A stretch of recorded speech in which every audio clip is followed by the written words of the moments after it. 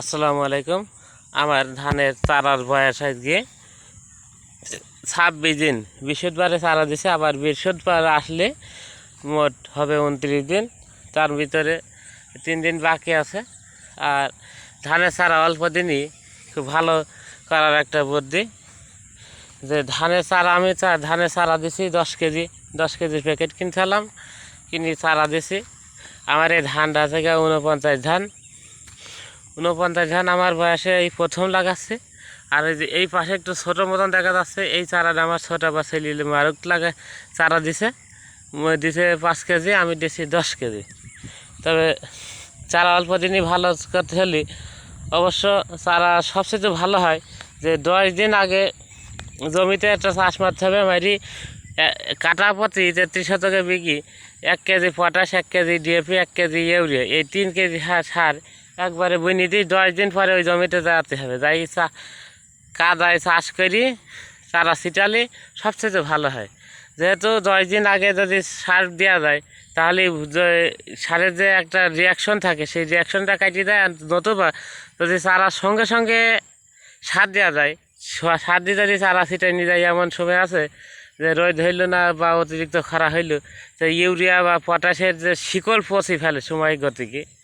তাই বিশেষ করে এই কাজটা হয় শীতকালে বেশি। শীতকালে যদি অতিরিক্ত সার দিয়ে যদি চারা দেওয়া যায়, তাহলে দেখা যাচ্ছে যে চারা শিকড়টা নষ্ট হয়ে যায়, সেখানে চারা হয় না। তাই যদিও বা সার দিতে হয়, অবশ্য 7 দিন হলে চারা সার দিতে হবে। আমার এই জমিতে সার দিয়েছি প্রথমের দিকে 1 পোয়া ডিএপি, 1 পোয়া পটাশ, 1 পোয়া ইউরিয়া, ফসফাইট, এই হারে সার দিছি। আর তারপরে আবার 1 সপ্তাহ পরে দিছি 1 KG urea, 1 KG DAP, 1 KG phosphite.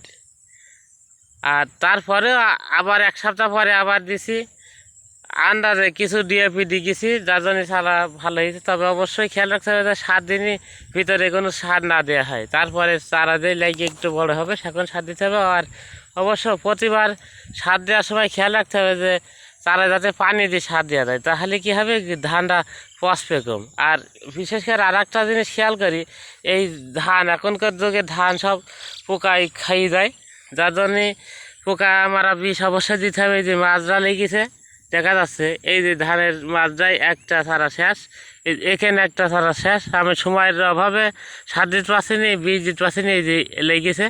এই একেবারে যদি বিষ না দেওয়া যায়, তাহলে দেখা যাবে যে এই চারার মাছ সব নষ্ট হয়ে গেছে, চারা তুলতে গেলে ক্ষতিগ্রস্ত হবে, আর ধান সেখান ভালো হবে না। তাই অবশ্যই আমি এখনই কিছুক্ষণের মধ্যে এসে এখনই বীজ দিয়ে যাবো।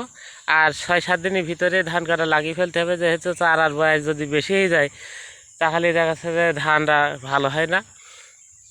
ধানের বয়স বেশি গেলে গোছ করে না, আর ধান আগেই বাইল বেরিয়ে যায়।